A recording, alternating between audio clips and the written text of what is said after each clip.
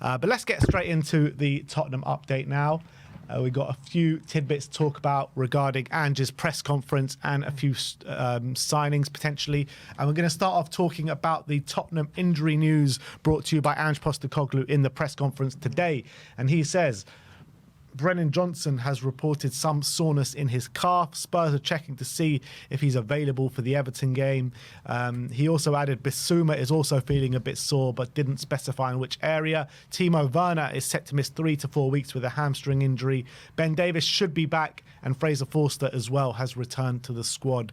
So some bad news there in terms of injuries. We don't know if Brennan and Bissouma are going to be all right to play, but they are feeling soreness at the moment. Yeah, it's not great. And obviously with other big games as well, Europa League coming up against Hoffenheim on Thursday. Obviously the games are still coming thick and fast, and we know that this current squad is injury ravaged and it's not in a great condition. We know as well that people like Deki and Solanke clearly looking like they're running on empty, and they look to be tiring at the moment. So there's a lot of big decisions he's got to make, but can he risk starting players who are feeling sore from the weekend? Obviously, Brennan Johnson had 45 minutes, but Bissouma had 120 minutes against Tamworth, and now 45 minutes against Arsenal.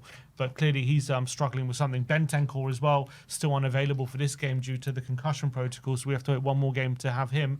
So it's not letting up these problems, unfortunately, for Spurs at the moment. Thankfully, we've got players like Bergvall, who played brilliantly in the six against Arsenal, so he's probably going to have to play. But it probably means we're going to have to keep relying on probably Deki, more likely maybe, probably Deki, I'd have to say, in the front line for this game, and maybe bring Brennan back for the game against Hoffenheim. But it's a real worry. But obviously Ben Davies being back, it's weird to say we've missed him, but we probably have, that because he was playing quite well before he got injured. So I don't think it is weird to say it, because he's been brilliant this season. Yeah, so we've probably missed him. So it'll be good to have him back, and it'll be interesting to see what he does with him back. Does he put him at left back? Maybe move Spence over to right back? Does he put him straight in at centre back? Maybe move Gray into midfield? So in a weird way, it gives him a few different options. But in terms of like Bissouma and Bissouma and Brennan being sore, it's not great news. Yeah, if Brendan Davies is fit enough to play, I'd like to see him come straight in at left centre back, move Archie Gray into the midfield, play a midfield of maybe Gray. You can't really leave Gray, Bergvall, Maddison. That's probably how I'd like to see. I guess you have to play Spence because he can't play on Thursday, so you have to play him. But it's whether you. But is there a potential? Do you put Davis at left back, you put Spencer right back, give Porro a bit of a rest and start him on Thursday against Hoffenheim? There's potential there.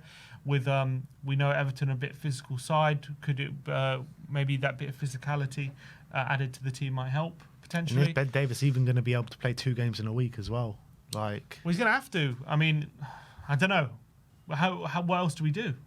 Yeah, he's going to have to play unless he doesn't start tomorrow on Sunday. He's going to have to play on 2 games in a week. So in terms of fullbacks, the only fullbacks that we've got fit right now are Spence, Porro, and potentially Ben Davies, if you want to call him a fullback. And Reguilon. And 2 of those are not in the European squad. Yeah, exactly. So maybe you go Spence and Reguilon. Yeah, maybe you go Spence and Reguilon. And I guess I wouldn't play Davies at fullback 2 games in a week. Could he play centre back and fullback maybe? That's an option, but obviously he's just come back from injury, so you've got to be careful with him. Albeit, we did see him back in training before the Arsenal game, so clearly they have been a bit careful with him. They haven't rushed him back. So maybe that means he might be all right to play those games. Look, we'll have to wait and see. Hold tight for our predicted lineup that is going to be later on in this stream as well. And obviously confirm Romero and Van der Ven as well, 2 weeks away. So, yeah. They're not going to be for it, hopefully, by the semi-final. Which sounds like they had a setback then. Well, 2 weeks. What would that put us in? Would that put us in February already? Yeah, 2 weeks will be 31st of. Well, he said they'll be back within the next couple of weeks, so maybe it'll be sooner than that.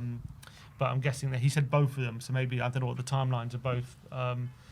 So that would be 31st of Jan. That would give them about 5 days before the semi-final second leg. So let's just keep them on ice until Anfield. That's what I say. Yeah, let's just hope, because we're going to need them for sure.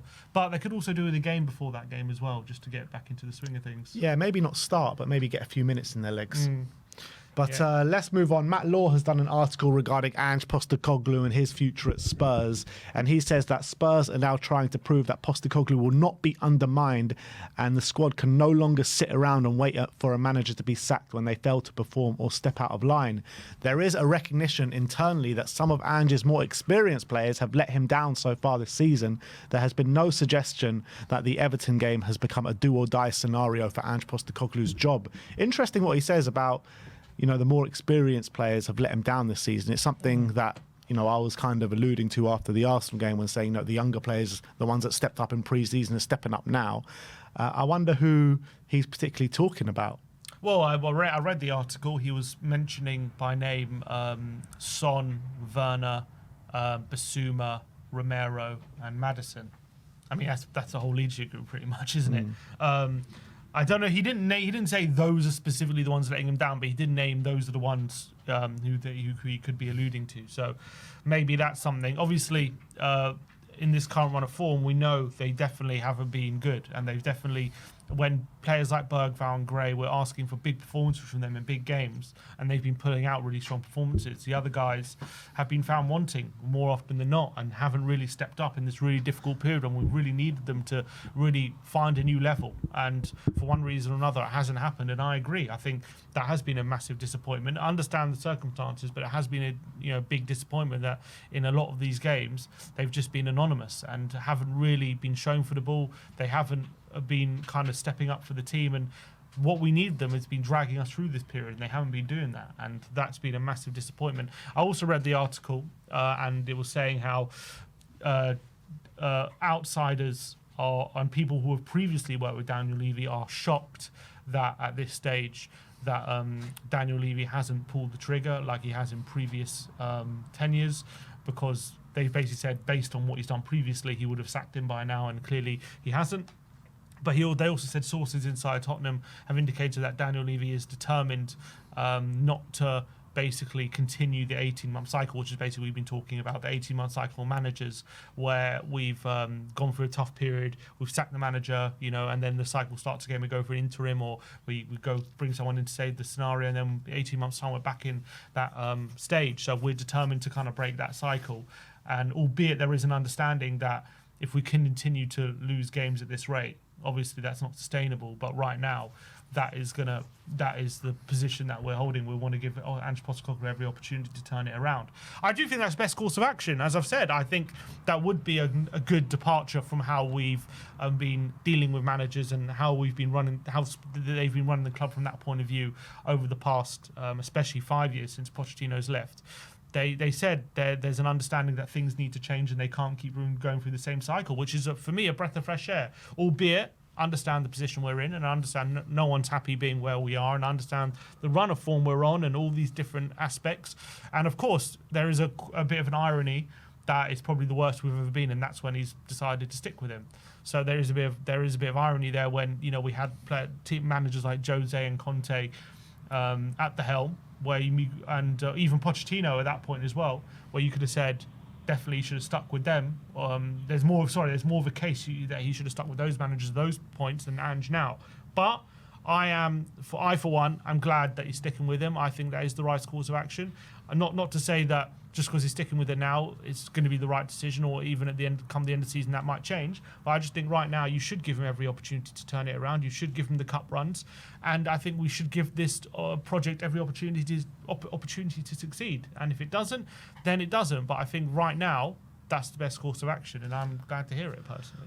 I do get the feeling that these next 6 games now for Ange are massive. They really are massive, and I think they could be do or die if he lasts the season or not. Because you look at it, right? In our next 6 games in the league, we've got Everton away, Leicester at home, Brentford away. Those 3 games. So all those 3 games apart. I mean, Brentford obviously is a hard game, but the next 2 games in the Premier League are teams that could be creeping up on us if we keep going on this run and they start picking up results. You've got the 2 Europa League games, and then you've got Liverpool at Anfield in the Carabao Cup. So I think, and then Villa in the FA Cup. And then so maybe the next 7 games, should I say? All these games are pivotal, in my opinion, for Ange, because if these results carry on in the league against these opposition, against like the lower league, the lower in the table oppositions like Everton, if we lose this week to Everton, suddenly they're going to have a game in hand. I know it's against Liverpool, but they will have a game in hand on paper to go 1 point behind us. So you've got more teams starting to creep up behind us. Leicester as well. They're not that close to us, but the closer they get, the more dangerous it gets. Brentford away is obviously a very tough game as well. We know how strong they've been this season. The Europa League games, after having such a strong start, if we don't pick up points in these games, we're going to finish outside the top 8. That's automatic. Another 2 games we've got to contend with. And then we've got Liverpool and Villa, 2 very hard games in the cup, 2 very hard away games.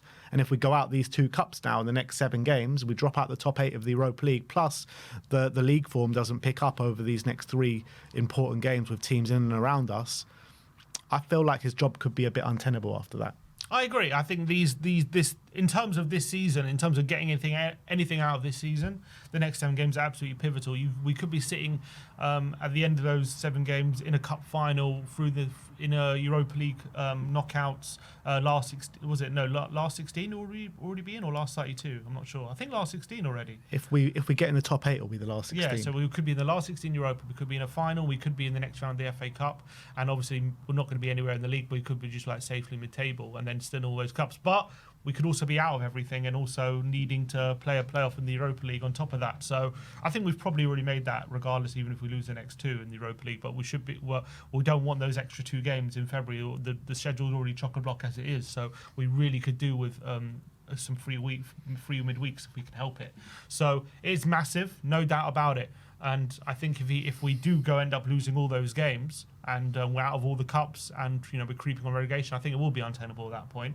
We haven't hit that point yet, but I do think it will be untenable for sure. But we are getting players back. Over the next couple of weeks. We're already getting Davis back.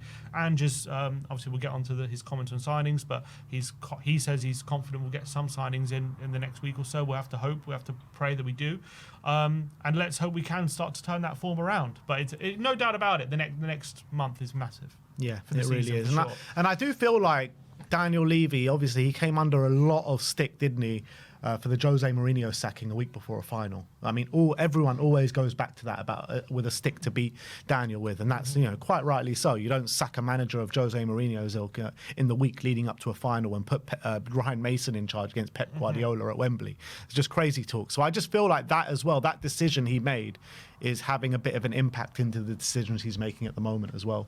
Well, I think it's the right decision. I don't think you should be sacking him right now. I think you've got to give him these games, and you've got to give. Look, if he fails, he fails. But there's no point getting in a new manager, in my opinion, to try and salvage a situation, right? And then all of a sudden you're starting a new cycle off just to start for the sake of salvaging the short term. You're going to start a whole new cycle. Whereas if you can get Ange to turn this around and you can salvage something, we'll be stronger for that. And I think there'll be a way forward there. And you're better off trying to make the project work. You've committed to it. That's what they're saying. They want to commit to something that lasts. That's what they're saying in the article. So I think, for me, I'm not saying he's learned his lessons or anything, because time will tell whether it's the right decision. I just think right now, that's what I would do, and I think that's what I want the club to do. And I think that's, for me, the better pathway forward. And the better way to seeing a more sustainable future is doing that. Yeah, obviously, we all accept that he's got a month to save his job, pretty much, though. It could all turn pear-shaped in a month, for 100%. It's a massive month, but I think right now it's the best course of action for sure. But I think like the word from the club has to be this with the month that we've got coming up. There's no other message that the club can put out. And if this they month, could have sacked him already. Yeah, it's true. But with that win against Liverpool in the first leg, I think that buys him this time to see through this month. I think if we would have got battered against Liverpool, I think maybe with 1 or 2 losses after that, he could have faced the chop. But because he won that first leg and we performed really well, and we're going to Anfield with something to hold on to, I think that has bought him a bit more time, and that more time is this month going forward with the 2 cups, with the Europa League games, with games in and around us in the Premier League as well. So, look, big month for Ange Postecoglou, big month for Tottenham Hotspur, and we'll know how our season is looking a lot better at the end of the next 30 days. be interesting to see what happens. Let's say we go through, we finish in the top 8 in Europa, and let's say we go through in the FA Cup, but we go out of the Carabao. Be interesting to see what the kind of feeling would be if that was to happen. Like if we do some but not the others, because it's not all or nothing really. You could go out the Carabao and the Europa League and go through the FA. Like there's still in 3 competitions, so be interesting to see how they kind of juggle all of that. Well, only time will tell, and we'll see what happens. But next up, we're going to talk about Ange's comments regarding new signings in the press conference today. And he says, sometimes when you're in our situation, other clubs realise that and trying to make the most out of it. That's why I was delighted to get Tony in fairly early. That's helped us for sure. But it's not for the want of trying, so I accept that. And I'm not disappointed or frustrated. I'm actually pleased at how the club is working. And then he said that the club is working hard as I can, and that's for all. Sorry, he says the club is working as hard as it can, and that's all I can ask for, or all that you can ask them to do right now. I do know a lot of work is being done behind the scenes. We need reinforcements and need to try to make that happen if we can this week. And he's talking about the Moani deal as well. And he says we were interested at looking at a number of players, but did we get to the point where we thought he was coming to us? No. And I think Ange has always been very clear, like, if a player doesn't want to play for Tottenham Hotspur, particularly, then he doesn't really want them at the club. And obviously that was the case with Moani. Yeah, there's no point trying to force someone to come to you if they're not that interested. You want someone who's dying to play for you, and that's exactly how we've recruited, I think, so far. Maybe that's also why we've recruited these players who are not kind of ready-made stars, because right now we're not the most attractive proposition. But I think, obviously, it's an absolute joke, to be honest, that we haven't really gone harder in the market in these first 2 weeks, coming up in 3 weeks now. We knew pretty much from the beginning of December, whenever that Chelsea game was, that the situation was going to be like this for the next. Ange says he's delighted, 6 mate. weeks. I just think it's a joke. I think he might be, but I think it's a joke that you look at Man. I know we're not owned by Saudi billionaires, and I know that that Man City can just put whatever they want on the table. But you just look at them at the moment, the way how they've gone. Look, as Ange said, when you're in the position we're in, right, teams start trying to take advantage. Well, I'm pretty sure people would have known Man City were pretty desperate as well. But they just put the money on the table. They probably overpaid for some players. I'm pretty sure Kuzanov's probably not a 40 million player. I don't know if Marmoush is really. I don't know how much they paid for him. I think 60. 60 is not a terrible deal, I guess, for the form he's Cheaper in. than Solanke. Cheaper than Solanke. What's his name? They might be Cambiasso. He's they're looking at 70 million for him.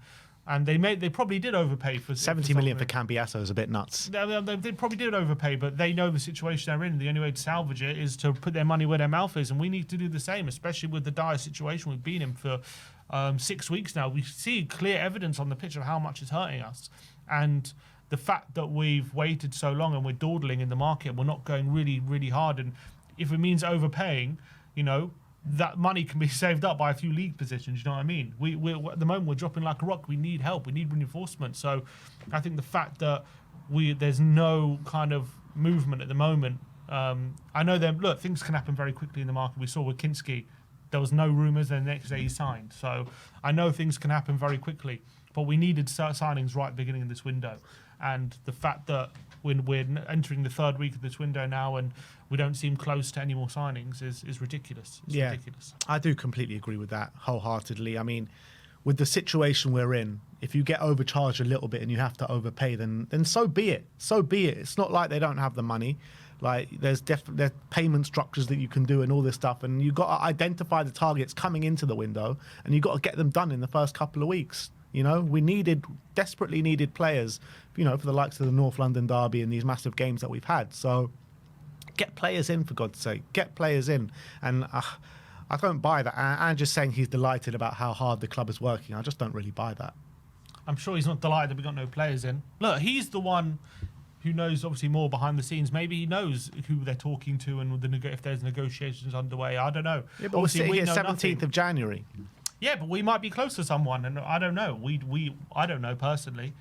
he's the one who knows. But obviously we're not hearing anything, so it's frustrating when you're basically waiting to see something happen and you're getting no evidence of anything happening. We're going to be frustrated, and I'm going to be annoyed, and I'm going to say it's ridiculous. He's the one behind the scenes. He knows who they're talking to, how many people they're talking to, what they're offering, all these different things. So I don't think he's lying. I think he's probably working very closely with the recruitment team, and I'm sure they're working together. But I'm sure he's not happy that no one's come. I'm sure he's not happy about that. Yeah. But let's get into a few specifics. Ben Jacobs has given us an update regarding strikers. And he says, I would keep an eye on Liam Delap for Chelsea and Spurs. I also think Tottenham could enter the conversation for Victor Gyokeres. And Jonathan David is really one that interests Spurs as well. I mean, first of all, Victor Gyokeres. What planet is he on? No Victor Gyokeres. I mean, maybe Agent Decky and Agent Bergvall is doing some work behind the scenes. Yeah, we're not getting Gyokeres. We just signed Solanke for 65 million. It's probably going to take more than that to get Gyokeres. I just don't see us having those two as our strikers. I just don't see it. I think if we're going to sign another striker, it'll be similar to Moani, like a versatile forward. I just don't see us going for someone like a Gyokeres. You say that. I mean, we did sign Richarlison for 60 million the year before. Yeah. Or a couple of years before. But we're still here. Yeah. But I mean, I think the plan is clearly to try and move him on. At the well, I don't think this month. No, not this month. So and I don't think the plan is to bring in Gyokeres this month. I mean, if we want to go for Gyokeres, I think it's a shot in the dark. Obviously, I don't think it's going to happen, but I think if you are going to plan to bring him in, it probably will be a summer move. Yeah, I just don't think we'll go for him. I don't see us spending. We signed Richarlison 60, but it's going to take closer to 80, 90 probably for Gyokeres. Doesn't he have a release clause of something of like 60, 70 million? Maybe. I don't know. I don't know if it's just for Champions League clubs. I don't know what sometimes these release clauses have a caveat. I don't know. I don't know what it is. Yeah, I did hear rumours of that, but no one's broken it, have they? Why haven't they? If you would have thought for that kind of price with his record, someone would have broken that. Yeah, you'd assume so. Yeah. Who's the other one? Liam Delap. I really like. Can't see him coming out of Ipswich now, but if they go down, obviously he's going to be well sought after. I think it would be perfect for us. He's an absolute bully in that striker position, and I think he's getting better and better. So I'd absolutely really like Liam Delap, but. As you say, Chelsea's in for him. There could be hot competition. So whether we were able to get him, another point. Jonathan David obviously makes a lot of sense because he's on a free. And I also think he offers something different to what we have up front. Also a bit versatile, can fill in on the wings sometimes as well. So I do think that makes a lot of sense. But again, with him being on a free, hot competition for him. So whether we can get our name in that hat is another question. So I think, I don't think there's any point talking about strikers while Richarlison's still here anyway. So any discussion of a striker, I think, unless it's a versatile forward, and none of those three apart from David are, I don't think it's going to happen this window. And also, back to the topic of Ange only really wants players who really wants to play for Tottenham Hotspur. I mean, can you see these three players, with the competition that's going to be for their signature, really wanting to come to Tottenham Hotspur? With what we're going through at the moment. I don't see them coming here, not wanting to come here with the competition they're in, if you know what I mean. You can't see them not wanting to come here. I don't see them, if they are willing to come here, I don't see them coming here not because they're not desperate to come with the competition that there's going to be for them. You'd assume that all these three players would want to go and join Champions League clubs because that's where their quality's at. Delap might not necessarily, he's still very young. I'm sure he'll want to, I don't think he's has to be a Champions League club. He's coming from a relegation team. Yeah, but if you've got the likes of Chelsea in for you, I mean, that's a clear choice to make, isn't it? Yeah, but if he comes here over Chelsea, I'm assuming it's because he wants to be here. Yeah, that's what I'm saying, though. I can't see him coming here over Chelsea. Right, probably not. That's what I'm saying, yeah. Oh, not because they'll come here for the money. I thought you were suggesting that they'd only come here for the money. No, I'm suggesting that... They're just not going to come. They're not going to come because bigger and better teams. Yeah, probably. Yeah, I don't think any of them are going to come. Yeah. Yeah. Reports in Turkey, the old famous reports in Turkey say that Jose Mourinho has spoken to Sergio Reguilon in recent days in order to convince him to join Fenerbahce this January transfer window. And you're looking at the options that we've got at fullback at the moment. I know Reguilon's not in the European squad, but I kind of feel like with Udogie and his injury, we kind of need to keep Reguilon around. Unless we sign a left back, we do. I think we need to sign one. We've been desperate for a left back for the whole season. In the summer, we were desperate for one. And another massive oversight that again, we haven't pushed the button on a left back this January. And we heard that Kinski was brought forward from our summer plans because of the situation, and I think any summer plans for a left back should be brought forward immediately. And I think it's a matter of absolute necessity right now. So I think if we can get a left back in, then I'm happy to let Reguilon go. If not, we might have to keep him around. But again, he's not going to be in the Europa squad. But yeah, we might have to because we're just lacking options there at the moment. What do you think happens with the Europa squad after the 2 games? Like, Fraser Forster's got to be taken out, but do you bring in a Kinski or do you bring in... You have to put in Kinski, I think. Do you have to? Do you have to bring in Kinski or do you have to bring in Spence? I'd prefer to bring in Spence. Well, Kinski could be on... I guess we have Vicario and Austin, so I guess you don't have to bring in Kinski, but... Yeah, I guess I'd probably put in Spence, yeah. I'll probably put in Spence because we need the options. That's what I'm saying. Like, it's a complete lack of foresight how you've gone into Europa League campaign with 1 left back essentially in the whole squad. It's just madness. Like when you see what Brandon Austin did against Newcastle, he didn't completely set the world alight, but he's a competent keeper. There's no reason why he can't be a backup for us. Played one good game. Don't get me wrong. I'm happy for him, but Ange is the one who sees him in training. He thinks Fraser's the better keeper. He's the one more experienced, and he needed him as an option there. So that was his decision. But it's a wrong decision. Might be. I don't know. I'm captain hindsight with all the injuries, obviously, but it's not captain hindsight because we said it before when the decision was made. We said it before the decision was made. Yeah, I agree, but I thought it was the wrong decision as well, and maybe that's come to pass. But Vicario also got injured, and Forster had some really good games in Europa League. Yeah, I don't know how Austin would have been. Yeah, but Brandon, the levels that we've seen so far, I know it's only been 1 game for Brandon Austin, but Fraser Forster had a few good initial games and then he kind of reverted back to what we know Fraser Forster in Europa is. League, he was very good. Yeah, fair enough, but there's nothing to say that Brandon Austin couldn't have put those performances in the Europa League as well. And even the games that Fraser Forster played, I mean, we didn't even win any of those games. Yeah, but maybe we would have lost if it was Austin. I don't know, because he kept us in those games. Yeah, look, I think Brandon Austin did very well against Newcastle, and there's no reason why he can't be a backup. I think he's done very well. It's based off 1 game. We know Forster's a very experienced keeper. We know what he gives, and that's what Ange is trusting. He's a tried and tested keeper who's got experience at Champions League level, experience at Premier League. He knows how to play at that level. Austin has never really played at that level before. That's the truth. That he's never done it, and he's come in and done very well against Newcastle, obviously out of necessity because Forster was ill, and maybe he is ready for that level, but Ange is the one who sees him every day in training, and it would have been a massive risk because it might have backfired massively, and we could have lost all those games if Austin wasn't capable of keeping us in them like Forster was. Yes, but you say it was a massive risk, and fair enough, but both the decisions are massive risks, and going in with 1 left back makes you say that you have to overplay players and they ultimately get injured, and that's exactly what's happened. Yeah, I mean and it's going to hurt your season more in the long run. What he tried to do was he would rest Porro. Sorry, he would play Gray. He would alternate Gray at fullback each game. He'd alternate Gray at left back, then alternate Gray at right back. That's what he was trying to do. Then we got all those injuries to centre backs, and Gray had to play centre back, and then it led to all those other situations kind of snowballing. So I don't think it's totally his fault, but obviously we said at the beginning that we would have put Spence in, and you could have foreseen it. Yeah. And last but not least, Footy Insider claim that Tottenham forward Richarlison has told friends he wants to quit the club. 27-year-old has his eyes set on a mega money move to the Saudi League.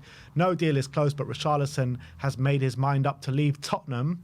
However, Richarlison has responded to that on Instagram with a facepalm emoji. Exactly. So, when I saw this story, I was like, it's interesting because Richarlison does usually comment on these things. Yeah. So I was interested to see I was waiting to see, is he going to say anything? Because if he doesn't, maybe there is some legs to it. But there we go. He came with the facepalm emoji. He's always straight out there, Richarlison. Look, he's poo-pooed it. He's saying it's not true. So I've got to take him at his word. And whenever he said something, it's usually been true. Like last season, a lot of people saying the deal to Saudi's done. He said it's rubbish. I'm staying, and he ended up staying. So look, I don't think there's any fear of him going this month. Obviously, he's back fit now.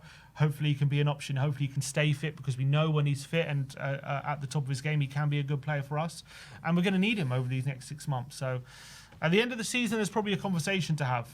But right now, we're going to need him. Yeah, absolutely. So that is your Tottenham update for today. Hopefully over the next 24 to 48 hours, we'll have some more concrete transfer news for you. As Ange says, he would like to get one in by the end of the week or by the end of next week. So we just got to get someone in. We got to get someone in. If I offered you only one player, one position to come in from now until the end of the transfer window, what position do you think it should be? And I'm going to say a winger. And the reason I'll say that is because, as I said before, if all our defenders are fit, I don't think we've got a massive issue in the back line. Obviously, we know Doggy's not going to be fit for a while, but obviously Romero, Van der Ven could potentially fill in left back as well, potentially. So when all our defenders are fit, we don't have a massive issue quality-wise, right? In terms of our best, defenders, they're all quite good quality-wise. But winger-wise, even when everyone's fit, we still have an issue. We still need better. So that's why I would say a winger's a massive priority, because wing, in a weird way, it's not reliant on injuries. I mean, it's compounded it because we're overplaying certain players in that position. But as well, even when everyone's fit, they're not good enough. We need more quality. So that's why I'd say a winger would probably be my priority. But as well, a left back is just a massive priority as well, because the Doggy's injured and we don't have anyone else covering that position right now. So maybe Van der Ven's going to have to fill in there, and we're going to have to play Romero next to Dragshin or something. So at least that's an option. That's better than probably our options up front. Yeah, and what did we all say? What did we all say when we signed Timo Werner? This transfer is going to come back to bite us. We said that, yeah, we said that. And that's exactly what has happened. And he's out, for 4 weeks, and he's not even an option anymore. Yeah. I think we just, honestly, leave him out all the squads. That's what we should do. Sign someone and not even consider him an option. If it's going to cost us money, yeah, we're still paying his wages. We just got to do what's best for the club, and that's what's best for the club, in my opinion. If he's not providing, if he's not confident, just leave him out of all the squads. Yeah, I mean, if we bring in a winger, I think that's our only option to do anyway. That's what we have to do. But that is your Tottenham update for today. Let me know in the comment section below your thoughts regarding all those news stories we spoke about today.